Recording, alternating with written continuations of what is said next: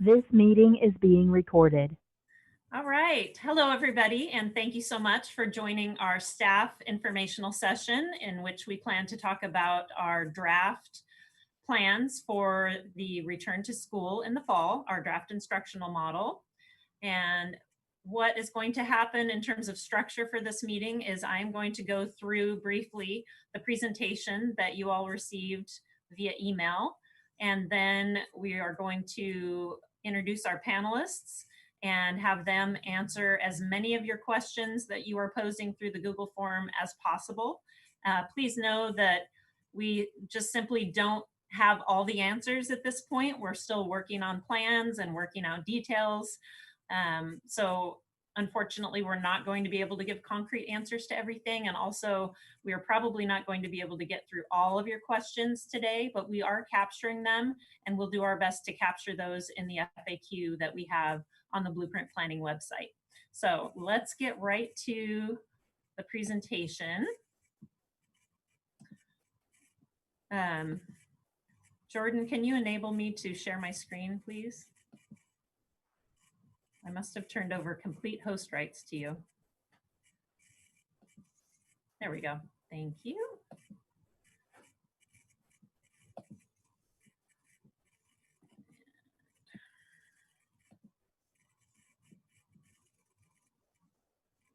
All right.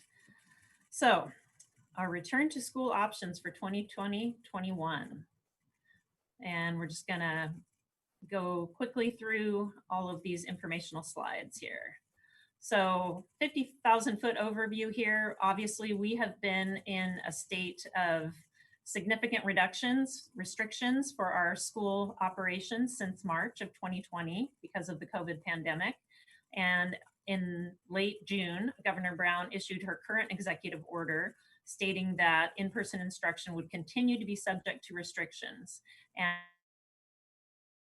the authority to collaborate with TSPC and the Oregon Health Authority to develop guidelines that all districts would work within. As a result, all districts in the state are currently developing written plans on how they intend to comply with the current guidance and operate school for next school year. So at the district level, we currently have 8 different teams, some of which have sub-teams within them, and every single school has a school-based team, and those teams are meeting weekly to work on various components of the plan, from the delivery of instruction to transportation, control of disease, and more. And though there is still much work to be done, part of the development process is sharing with our stakeholder groups and getting feedback and input from them on our plans as they're being developed. So please keep in mind, as I kind of gave you as a caveat right at the beginning of this live stream, there are a lot of constraints on our planning, including the health situation or governor's orders at the time of opening. And I think as we've seen over the course of this pandemic, and certainly in the last couple of months, things can change rapidly. We can think we're in one spot and then the disease spikes and we go back to a previous spot. So the budget as well, unfortunately, the legislature has not yet acted on the budget for the coming school year. They hopefully will do so in the beginning of August. That is quite late for us, so that's an unknown at this point. Our ability to transport students is another big question mark because obviously we have the physical distancing requirements on our buses as well. The ability to clean as often and to the extent necessary is a constraint. The possible need and probable need to go back and forth between a hybrid model and a comprehensive distance learning model based on the health situation at any given time. And then of course, our contracts with our staff unions. So we need to remain flexible in our thinking and planning so that we can respond rapidly as the situation evolves. At this time, we are not considering a full-time in-person option because we would not be able to meet the physical distancing requirements for busing and classroom seating.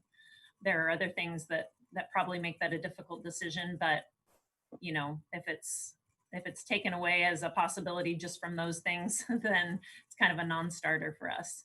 So right now we are considering a 3-pronged approach to instructional delivery in the fall. And One piece of that is our hybrid model, in which students would physically attend schools 2 or more days each week and engage in comprehensive distance learning on the other days.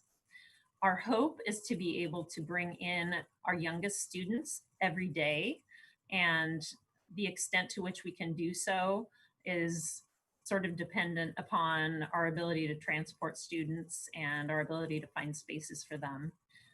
Students in the remaining grades would attend 2 days a week. And then for some students, and it could be students with special needs, those receiving ESL services, or others who need additional support, they could attend, in addition to their 2 days with their cohort, an additional day or more per week to get in-person services. Then there is the comprehensive distance learning model. This is really the bedrock plan of the entire model, because comprehensive distance learning will have to be fully built out regardless, because at any given time, there are students accessing it, whether it be students in the cohort that aren't physically at school on that given day, or if it's students who they or their parents have decided that they don't want to access any of the in-person opportunities, so they are strictly doing the distance learning. So that will be a fully built out program. The distance learning is the robust center of this whole plan.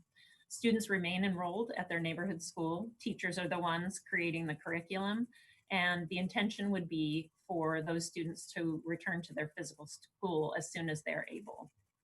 The third option is Hillsboro Online Academy, and students would participate at HOA as their full-time option. So that would be their school.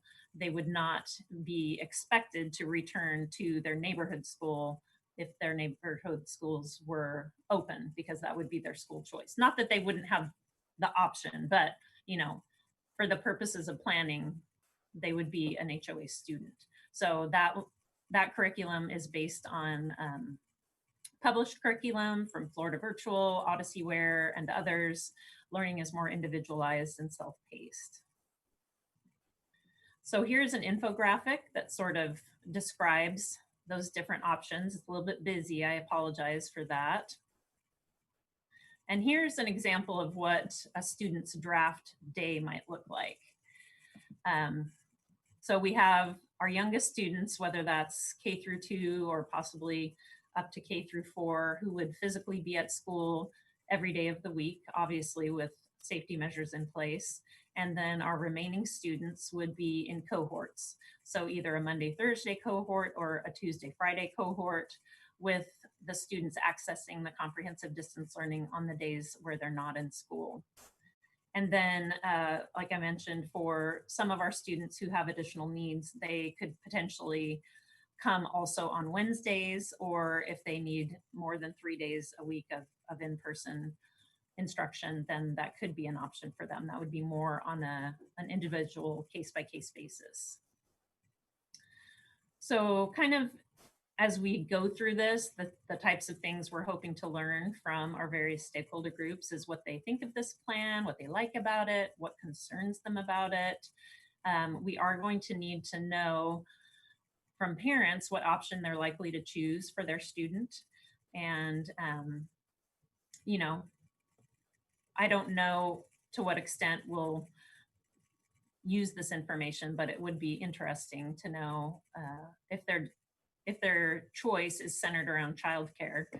And if they live in a busing zone, might you be able to transport your own child? Because quite honestly, a lot of our ability to serve those younger students in person has to do with our transportation capabilities. And do you have additional feedback? So we are holding these public Q&A sessions this week. We had one for Spanish speakers last night. This is our staff session, and we'll have one tomorrow night for a general audience. We are also sharing this information with some of our existing affinity groups, and that is happening both this week and next week. So our next steps is we'll continue working on the logistics of the plan and incorporate feedback we receive and updates that are made to the guidance from ODE. And we know that guidance will be released again on next Tuesday, July 21st, and then on August 11th. And State budget decisions, as I mentioned, will be playing a major role in our planning. As soon as those come out, that will be very helpful in terms of determining what our budget outlook holds for us in the coming year and the status of the pandemic. So we will be surveying each family to see what model they're planning to utilize and, about their ability to transport their child, like I mentioned. Our final plan is due to ODE by August 15th, and we are doing updates at least weekly, and those are available on our Blueprint Planning website, which has this helpful shortened URL, bit.ly/HSD Blueprint Fall 2020, and the case does matter for that. So thank you for letting me go through that. And to kick off our conversation, let's talk a little bit about why HSD is considering having any of its instruction happen in person at all.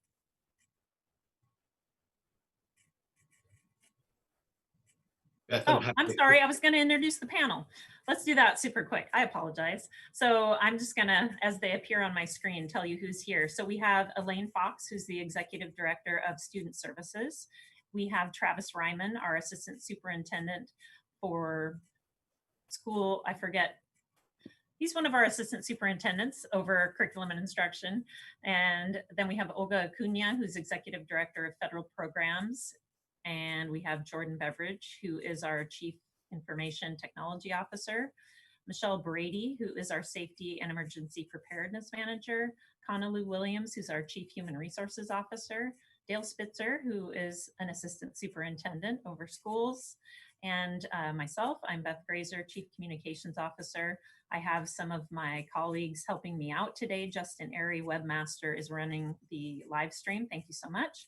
And Omar Rivera, our multimedia specialist, and Angie Jimenez, our translator interpreter. They're helping me monitor the comments that are coming in fast and furious. So we are going to do our best to get a variety of things posed to our panel here today. And so now back to the question at hand. Why are we considering an in-person option at all for our students? And Beth, I'm happy to start that one off and then kick to my colleagues. First of all, thanks for participating, everybody. Part of our goal here is effective two-way communication. So providing information to the community, stakeholders, teachers, and then getting input and feedback so that we can refine this plan. It could be that we don't have in-person learning in September based on health authority and the governor's office. We don't know what we'll be facing in September, but we're preparing for in-person learning as well as comprehensive distance learning. So the question is, why would we have students go back to school at all? And I have this up on my phone, so this is kind of corny, but I'll just read it. This is from the American Academy of Pediatrics and their considerations for re-entering school. In the first paragraph of what they put out, they acknowledge the importance of school, and here's what they said. Schools are fundamental to child and adolescent development and well-being and provide our children and adolescents with academic instruction, social and emotional skills, safety, reliable nutrition, physical and speech and mental health therapy, and opportunities for physical activity, among other benefits. Beyond supporting the educational development of children and adolescents, schools play a critical role in addressing racial and social inequity. I thought that was a comprehensive and thoughtful statement from the American Academy of Pediatrics. I'm glad that they think that that's what we do. And I think we're proud in HSD of providing all those services to our students and families. So when asked the question, why would we do this? That's why.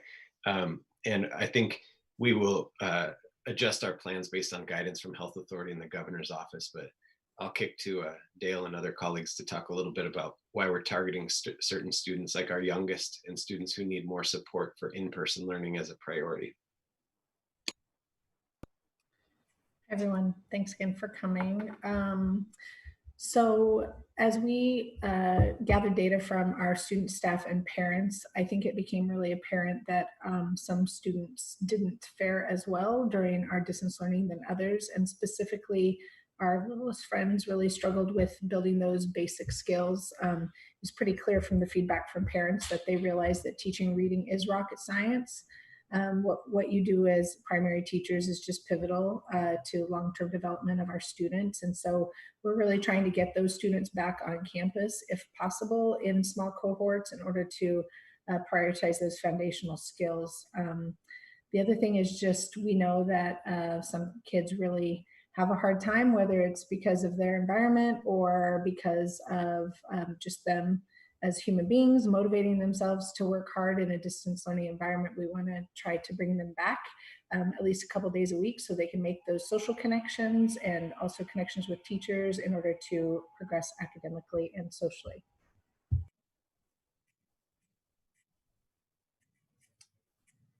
Okay, thank you very much.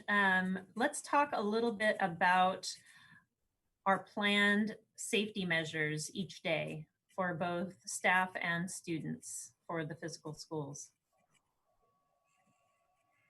Okay, I'll take that. So first of all, we are in close communication with both the Oregon Health Authority and our local public health agency, which is the Washington County Health Department, taking guidance from them and working with them to develop plans. And we have some key principles that we're working under. One is physical distancing. So making sure that we're able to provide the appropriate distance for students on the bus, and then making sure that in the classroom and as kids move throughout the day, that they're able to maintain that recommended distance of 6 feet as they're in their classroom, and when they're just walking around from place to place. We will have a robust hand hygiene protocol in place. Students and staff will wash their hands upon entering the building. They will need to have students wash their hands, throughout the day, especially before and after lunch, before and after recess, if they have any kind of recess outside, and then just other routine times. Dale mentioned cohorts. So cohorts are small groups of students that they will be together in throughout the day. So students will be on a bus cohort, and then they will likely be in one or possibly two, depending on the grade level, cohort that they'll stay with throughout the day, so that if there is an exposure within a cohort, that potentially it will only affect one or two cohorts versus a whole population of a whole school. We also have, we've been ordering, and we will have lots of PPE or personal protective equipment. So that looks like face masks for staff to wear, both child and adult size face masks for children to wear if they choose. Face shields, if you'd rather wear a face shield than a face mask. Gloves, hand sanitizer, plexiglass partitions that might be needed for, say, speech language, when you really need to interact and be closer to a student, and maybe not wear a mask. You could wear a face shield and then have the plexiglass in between you. Environmental cleaning. So the county's provided us with a really good checklist of what we should be cleaning, when we should be cleaning, and how we should do it. And so there'll be plans in place to do kind of a constant cleaning of high touch points, but then also more deep cleaning every day after school. And then lastly, we will have an isolation or a sick room that'll be separate from the health room, that if we do have a student or staff member who gets sick during the school day, they can go there and they'll be separated from, other children that are visiting the health room, and they'll be assessed. And then if they do have COVID-like symptoms, then parent will be contacted for them to go home.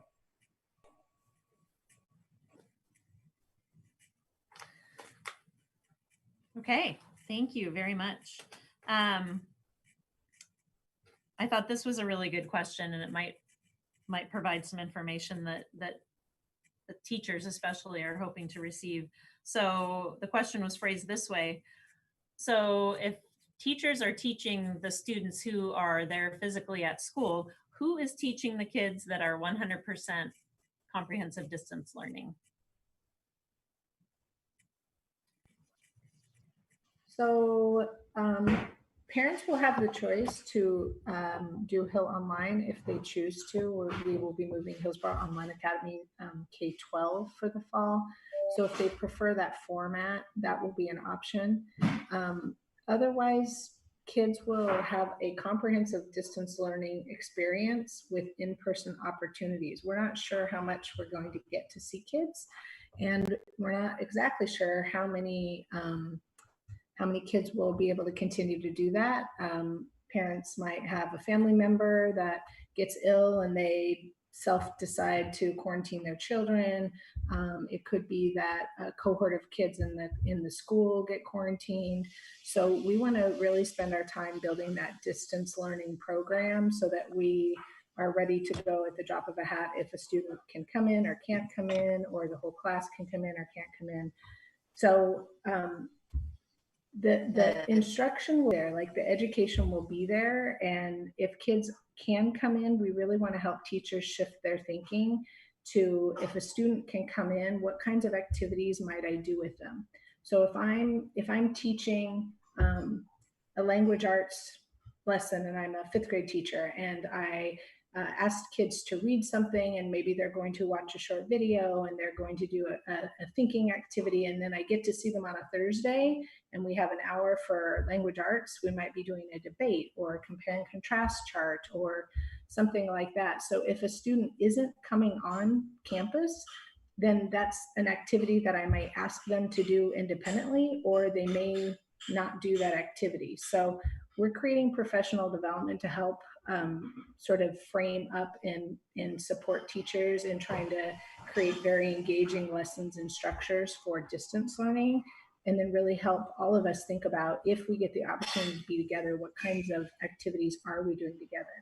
I know there's conversations about how that might be a little different, especially for K2, and there's, we're just kind of trying to figure out if we can get K1 on campus or K2 on campus. So that'll be something that we might have to flesh out, because that was an area that was consistently challenging in the spring, and that's kind of why we want to try to bring them back on campus. So that'll be something that we need to problem solve if students aren't able to come on campus, but nonetheless they prefer to engage with a comprehensive school versus an online environment.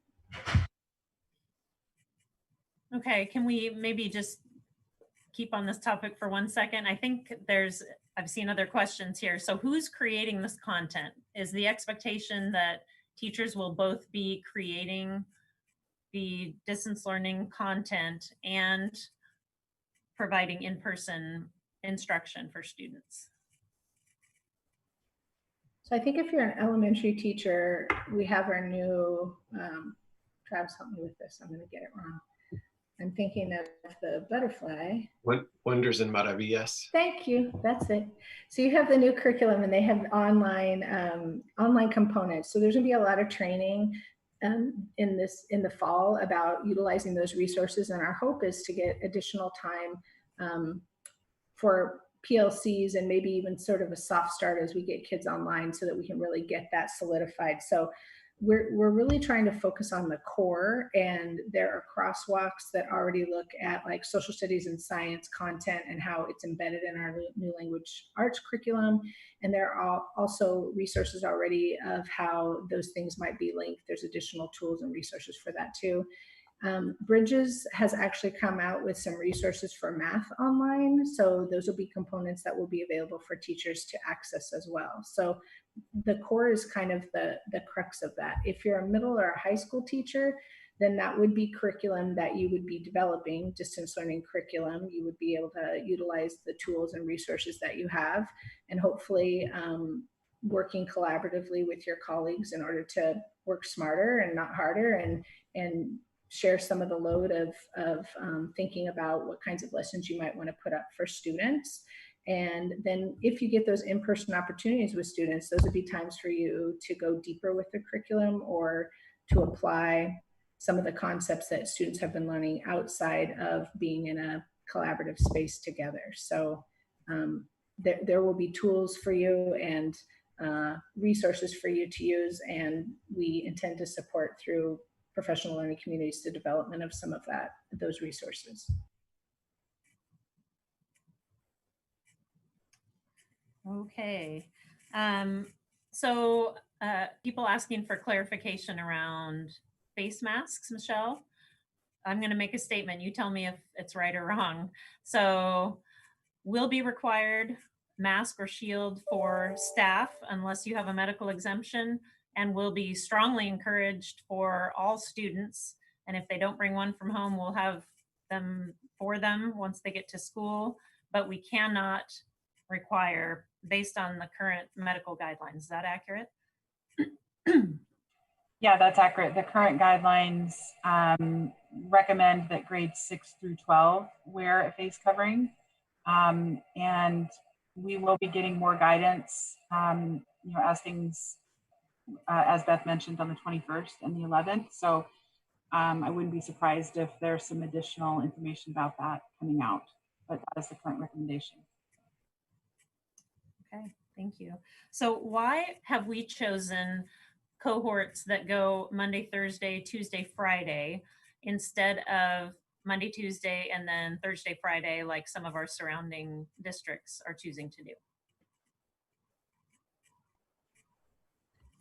We've actually had this conversation. So one of the things that has been helping us in our planning is Travis and I and many of us on cabinet sit on what we call the Big Five team. So the Big Five districts in the state, who serve about 2/3 of the students in the state, have been getting together multiple times per week to kind of share our plans and our thinking around the students that we serve, and what research says and what models might work best for the kids that are in our care. So we've had that conversation. Some of the other school districts have felt that it provides some consistency for students and teachers. I think one of the nuances that is a little confusing to me is it was explained to me that if you have two groups of students and they come they come Monday and Tuesday, so group A comes Monday and Tuesday, then group B is at home learning the same lessons.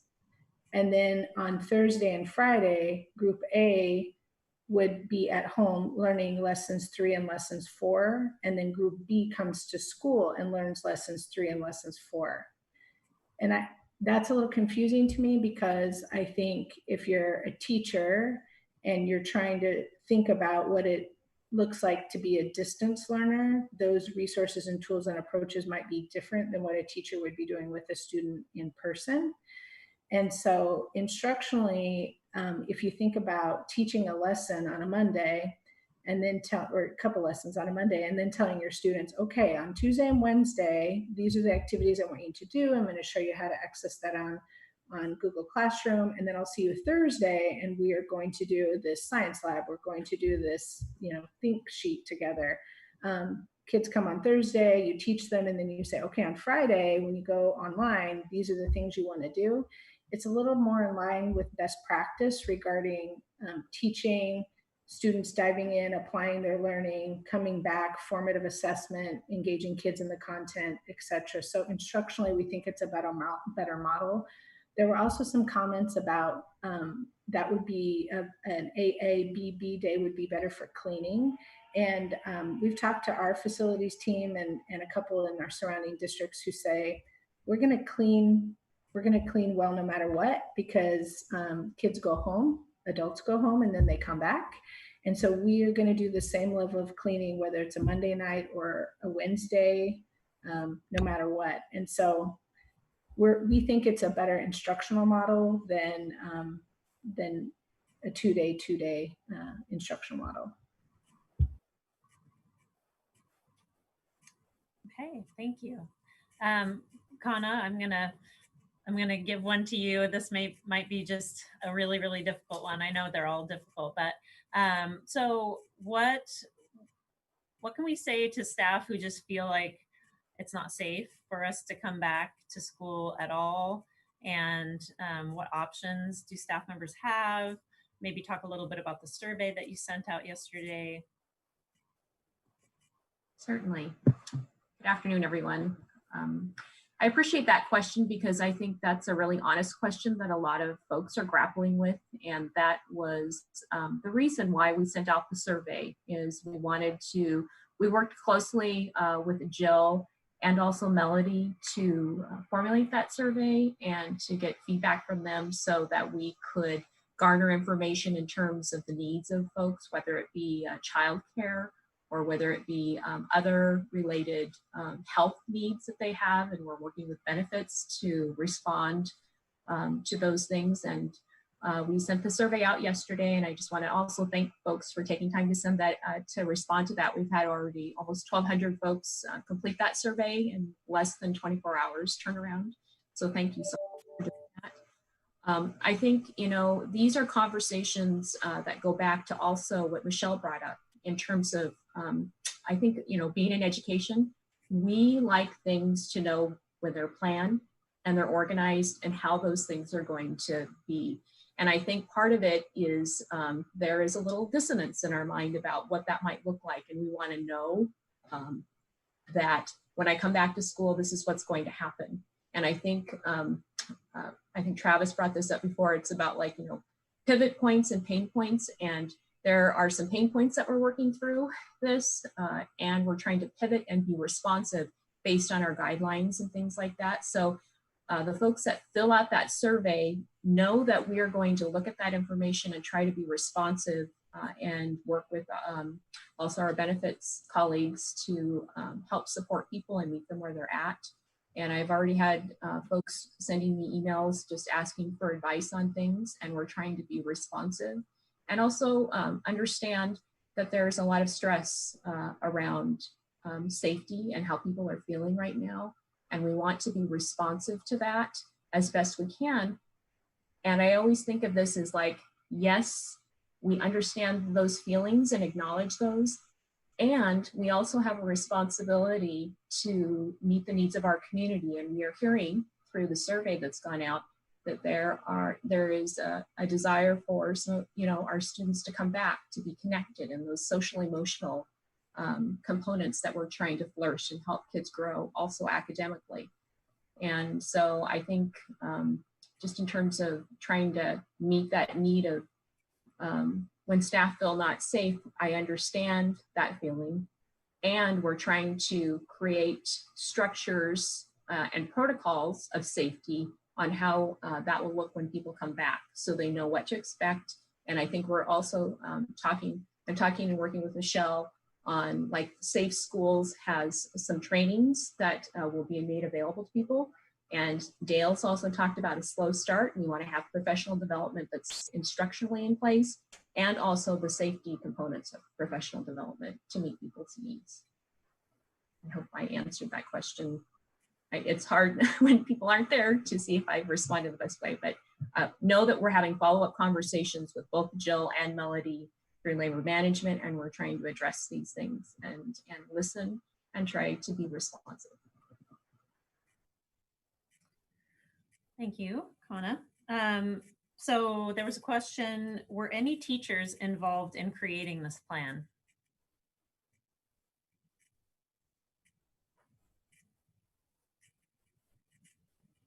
Travis, do you want to talk just about, like, the blueprint structure? Yeah, I can. When we got the first round of guidance, we broke into teams at the district level and then at school levels. And generally our structure has been to focus on operational pieces, communication and partnerships, the teaching and learning parts, and then resources like human resources and our business office, and how we can resource face-to-face learning and comprehensive distance learning. And then at the school level, each of our principals have assembled school level leadership teams. And each week we have a predictable meeting schedule where on Monday we do a certain set of meetings, Tuesday, Wednesday, Thursday. And I would say, you know, at each level, we have teacher leaders helping with the plans, whether that's school-based plans and looking at the footprint of a school and how the flow of the building is going to work and what our capacity in classrooms is, up to the instructional bit about, you know, experts on developing curriculum for social emotional learning and morning meetings, to the content in our Google Classrooms and how to deliver comprehensive distance learning, to what it's going to look like to differentiate for English learners, emerging bilinguals, and students with disabilities, if we do face-to-face or if we do distance learning. And so we've also partnered with Jill Golay, the president of HEA, to figure out who the leaders are from HEA to be involved at the different levels of leadership in the different areas. What's really interesting is that this has been, you know, we have a couple of months to launch a school year, and what we would normally take to launch a school district of 20,000 kids and thousands of employees would take years. And what we're being asked to do is completely revise every element of our operation. And so, yeah, the short answer is we've had teachers and counselors involved in the different layers of this task. And then through opportunities like today, what we learn is different questions and different perspectives. And then we go and, you know, answer this question. So it's been a collaborative approach, and I appreciate the hundreds of folks who've been involved in lifting up this plan, and now we're in the revision stage. Beth, can I also piggyback on what Travis was saying, that we've also included HCU in those conversations, and they've been a part of some of the blueprint meetings as well. Melody Hanson and Debbie Langworthy and other executive board members from HCU. Okay, thank you. It's been sort of mentioned a couple times about having maybe a slow start, but could we get a little more specific about what we're thinking about? There was a specific question from a viewer: will the start of the school year be pushed back, and or kind of what does it mean to potentially have a slow start? So delaying the start of the school year is not something we can decide. It has to be approved by the board. So it's something that I'm hopeful to share this evening as I talk about some of the components of our fall plan proposal and some of the questions and concerns that we've heard from staff, parents, and students. I think the hope is to take that first week, those 4 days that we would normally hit the ground running with kids, and take that time to ensure that all of our kids and families can have the technology and the Wi-Fi accessibility that they need, that students and families know how to get in contact with teachers if they need assistance or if they have need help with technology, to make sure that they know how to use some of the apps that we're using and send emails, and emails, not Snapchat. So some of our students are unfamiliar with that as a resource. So we heard in our survey that there were a lot of accessing technology and negotiating technology concerns that got in the way of students being as successful as they could be, and also teachers feeling like they needed more help with technology too. So I think if we were able to get those additional 4 days, it would be kind of a blend of some outreach to families, maybe some checking in with students, but also some time for teachers to plan lessons together and to learn about some of the technology tools and the systems that might help them also be successful as we kick off the school year the following year. So we're trying to create kind of a structure for that we might be able to propose to the board, but the goal is to mention it tonight and see if there is a potential appetite for that gift of time. Okay. Jordan, will all students have Chromebooks and access to Wi-Fi? We do have enough Chromebooks throughout the district to supply every student with one. I know that it would require us to do some redistribution from some schools that still have devices on site to other schools that have run out. And so we're looking to make a push in the fall to make sure every student, I know some schools handed out Chromebooks, one to a family, but we really need every student to have one, and we do have enough to supply that. And so we're working on a push, like I said, for the fall to make sure every student gets one. And then the Wi-Fi, we have a couple hundred of the hotspots ready to go out. We handed out about 1,000 of them in the spring, and we have, like I said, a few hundred more available and ready to go in the fall to meet any needs that families have. And we've also teamed with Comcast on a partnership that allows us to pay for families internet at home for 6 months if they choose to sign up for that service. And we have had a number of families take us up on that.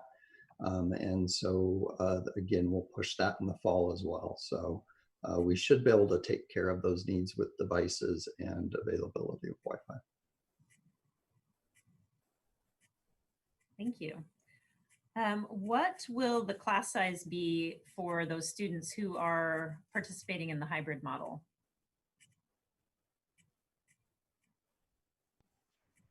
So the ODE guidance at this point says that, or directive says that every student must have 35 square feet. So basically 6 feet by 6 feet.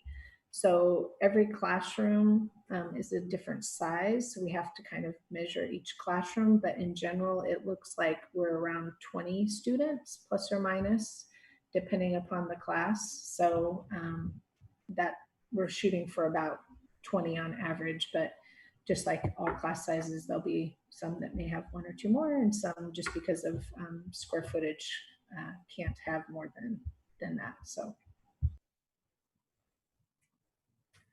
Okay, and back to you again, Dale. Can you talk a little bit about how the high school students, and maybe to some extent this applies to middle as well, how many classes are they taking, and how does the transition between classes work? Is it the kids moving or the staff moving? I can tell you what is happening right now. We just had like another discussion today because we're looking at different structures and the feasibility of the structures that are being explored. So in high school or middle school, you know that middle school and high school teams gave feedback yesterday. And so we started digging into that this morning, and then we have further conversations. So by no means is this like set in stone. It's just the proposal as of 12:41 on 7/15. So at this point, what we're looking at is our students in high school have A-Day, B-Day, so they take a total of 8 classes. So the thought was, in order to restrict the amount of contacts that they have, doing 4 classes quarter 1 and 4 classes quarter 2, and then the 4 classes from quarter 1 due in quarter 3, and the 4 classes from quarter 2 due in quarter 4, so that we can have a full year. Also, if some magic happens and we get to come on campus, we can flip back to like an 8-period day somewhat easily if we continue that kind of a model. So that's what's kind of being proposed at this point. Due to transportation, we're not going to have like a full day because we have to have a staggered transportation schedule. So probably getting kids on campus around somewhere between 4 and 5 hours. Hopefully 5 hours would be ideal. And students would get breakfast. They would probably go to first period. And the goal really is to try to cohort them as much as possible. So for example, if Kana taught language arts and I taught physics, she would have 20 kids for language arts, I would have 20 kids for physics, and then we would change rooms. So I would teach that group physics and she would teach my group language arts. So the kids stay and the teachers move. And it probably will only be like an hour, a little over an hour of a class.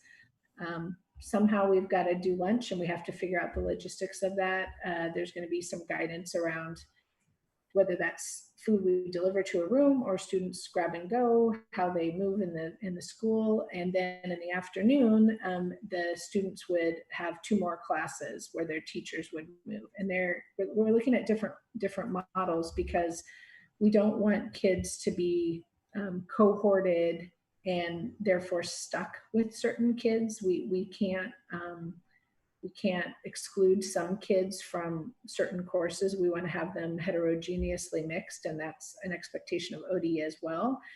So it could be that the AM cohort that they're in a different PM cohort, but they would only be in 2 cohorts. So classes 1 and classes 2 and classes 3 and classes 4 with a total of 4 teachers. The teachers would basically see 4 different classes, but they would be cohorted as well. So that's what's on the docket right now, and we're trying to run scenarios and look at numbers and schedules to see if that's feasible. Okay. Kana, when can staff expect to receive their work assignments? Right now, we're working through the timeline for staffing, and so we have also still waiting to hear from the state about the budget, but our target things in place hopefully by mid-August, so people would have that information, and we've been in conversations with Jill in regards to that timeline, but it'll also be, I call, flexible to dependent on other information that we gain between now and kind of August, the beginning of August. So that's our target, is by mid-August at this time. How do you anticipate substitutes figuring into the mix?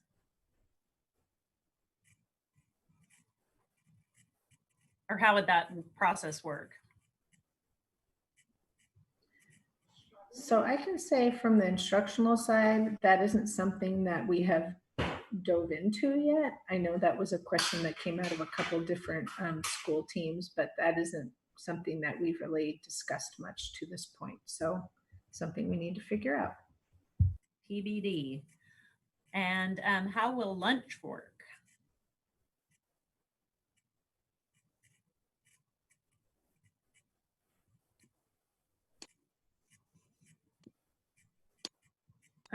I think the answer there is that most likely it would happen in rooms, right? Probably, yeah. And I think it depends on the school and whether or not students can grab their lunch and walk back with their teacher. If you're like at an elementary school, if you're there all day with a first grade teacher, that might look different than if you're in a high school. I think that's another to be determined. And what are Wednesdays intended to look like? That's a day where most students would not be at school. So what does that look like for staff? Yeah, Wednesdays gives us an opportunity to kind of meet some differentiated needs of students. In the guidance, it says that students who may need more or receive specific services, such as our students who are on IEPs, emerging bilinguals, talented and gifted, that they could receive additional support. We've also talked at the high school level about students who are coming off spring term with incompletes or maybe off track for graduation, might need additional supports. So we're looking at different kinds of models at this point, maybe coming for 2-hour blocks or 3-hour blocks. That's something we need to work out with transportation, and that's also impacted as to whether or not we have K1 going every day or K2 going every day, and how much transportation is possible. We would definitely prioritize students who specially designed instruction needs are not being met in the standard 2-day-a-week service model, and then ensuring that our emerging bilinguals are having their needs met, and then additional students who might receive additional services. So that also, we need to put more structure as we get more information. Elaine, a question for you about, it was more of a statement, but I'm sure it could be phrased as a question. So that SPED and ESL teachers are very concerned about being able to serve their students to the extent they need to be served in just 2 days a week. So can you speak to that a little bit? Yeah, I think that the idea is going to be that our students who have IEPs are going to get their main needs served in their typical classrooms. So it would be a situation where we're kind of trying to mimic the normal school year in that they're sitting in their English class or their math class or something like that. And that's where they're really getting their primary needs met. So we know that some of their needs may not all be able to be met during that time, and that is why that Wednesday day is a possibility. So if there's any specific needs that need to be worked on, they can be worked on then or at other times. That's not only limited to Wednesday. Schools are going to have to work out schedules that work for them for serving their students. And depending whether it's a distance learning schedule or an in-person learning schedule will probably impact how that looks. But we are all happy to help schools work through that process depending on the specific students they have and the specific needs that those students have. Thank you. A question about teaching the cohorts. So are you teaching, let's say, cohort A something on their Monday and Thursday, and then are you teaching that exact same thing to cohort B on Tuesday and Friday? Or does the flow of the teaching kind of follow what it would be if you were just comprehensive distance learning all week? So whatever Monday's content is what you teach on Monday, and Tuesday is Tuesday, and and so on and so forth. So there's not this kind of repetition of teaching. I know that might be a little too detailed, but even just maybe the thinking around what that would look like. Yeah. I think what we've thought of is that you would teach the same thing to the students that are in front of you. And again, we really need to flip our minds around what teaching is going to look like, because students need to be learning online. It's a comprehensive distance learning program. So students are doing their reading and their math and their science and their social studies all online.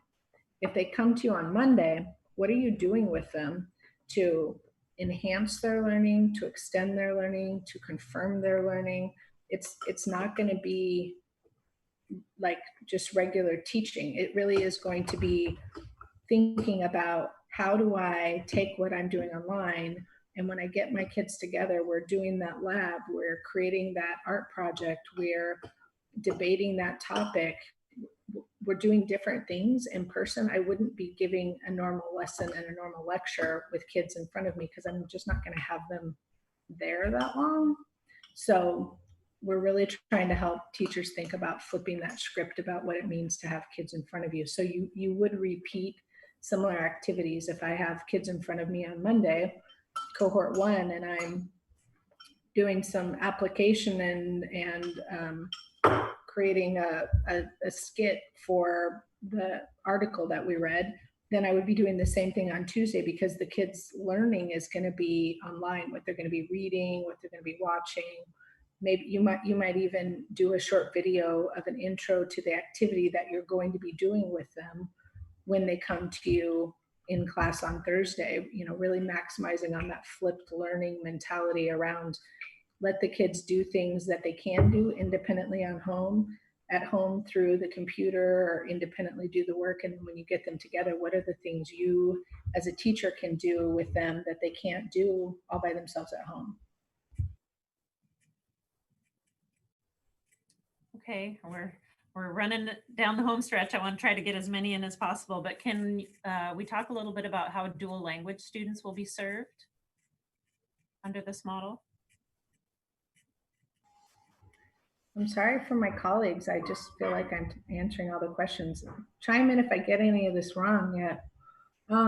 So dual language, we really have to kind of think about that school by school. There are some teams that already are partnering in their classes, and there are some classrooms that are self-contained. And so they're going to have to brainstorm that independently of kind of a global work. We do know that if we continue to do the work around the articulation, and we continue to support PLCs so we can work smarter. I mean, the great thing about elementary in particular is the Wonders Maravillas curriculum is in both languages, and we're going to be utilizing STAR as a assessment tool, which is in both languages. So we have some good resources from that.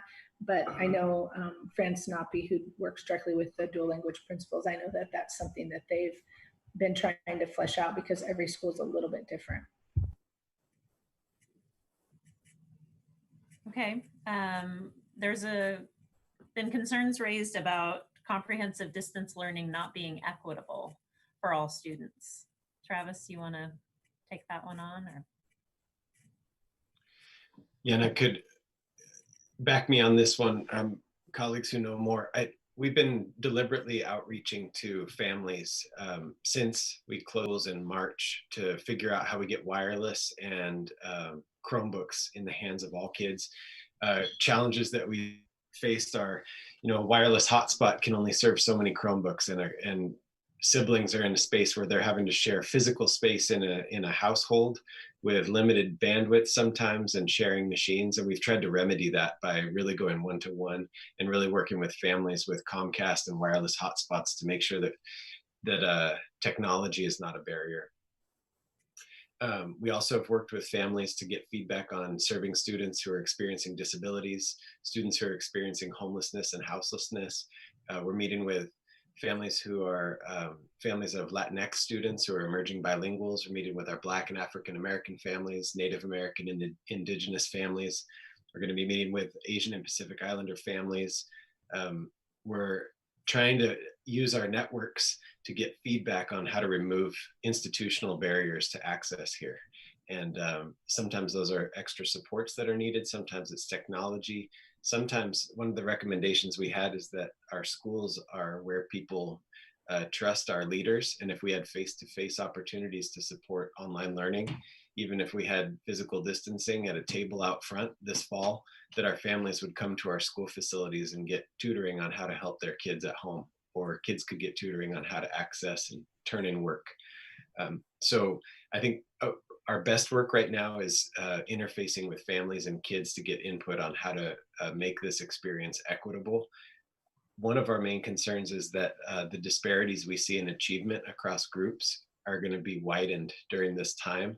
And so what we need to do is deploy tech tools and in-person tools and services that close gaps. I actually, one silver lining I can see is that we will be leveraging technology to accelerate learning. I've had the experience of working with some younger students whose literacy skills are growing because of some technology tools that our teachers have made available. So I have hope that we can close achievement gaps during this time. Thank you. And we're just in our last few minutes, and I just want to be really trying to convey at least the feeling I'm getting through the folks that, and thank you so much to the folks that are participating via the chat and the Google form. I can feel the anxiety and the questions that are out there. There's just so many. There's a lot of fear around, just the risk potential that is here. And I think maybe if the extent that we can, maybe just say a little bit about what these next few weeks are going to look like and what it's going to mean to land on a final decision.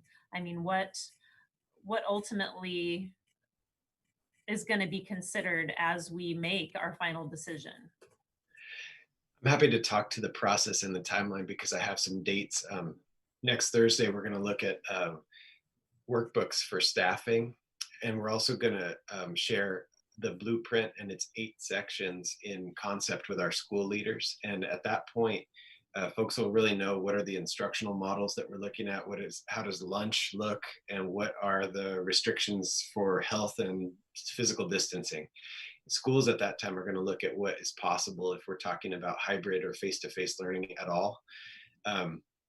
At the end of July, we're going to open up opportunities for families to indicate, first of all, to update their personal information and contact information, and then indicate what if they're going to be engaged in comprehensive distance learning, Hillsboro Online Academy, or if they'd be willing to do hybrid learning if comprehensive distance learning can be supplemented by face-to-face learning.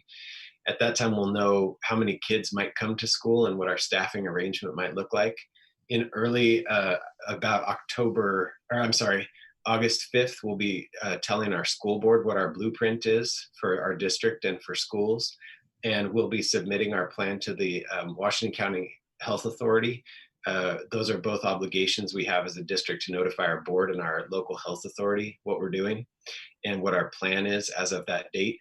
On August 14th, we'll be submitting to the Oregon Department of Education our blueprints, and the Oregon Department of Education will review those plans.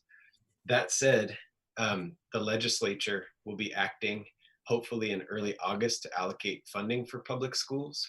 And at that time, the governor will be issuing new guidance on what the restrictions are for physical distancing and congregating in groups in public spaces. And so despite our best plans to put together a comprehensive blueprint and to communicate with our community members, our board, our local health authority, and ODE, we are at the mercy of decisions that are going to be made based on the allocation of resources as well as health guidelines. And so we do need to remain flexible and open to pivoting where we need to. We might not be going back to school in person in September, but we will have plans that will enable us to if we are allowed to. And then families will need to elect whether they will participate in that or distance learning. So if that timeline helps folks understand when choice points are for us and what the best thinking is when they can be notified, that's the timeline as of today. Beth and her team have done a great job of creating a website where folks can track the moves that we've made in the blueprint itself and the teams that are leading this work. So stay tuned to the HSD district website if you'd like details, and just understand please that we're building the best plans that we're being instructed to build by the Oregon Department of Education, and that those plans can change day to day. I hope that helps, Beth. Yes, it does. And just to those watching, please know that we are of these questions that have come in and comments, and we will do our best to address those in our FAQ over the series of the next several days. And a video of this live stream is going to be placed on the Blueprint Planning website for you to access at any time. And thank you again so much for participating, and thanks to our panelists for answering all these questions, and we hope you have a great day. Thank you.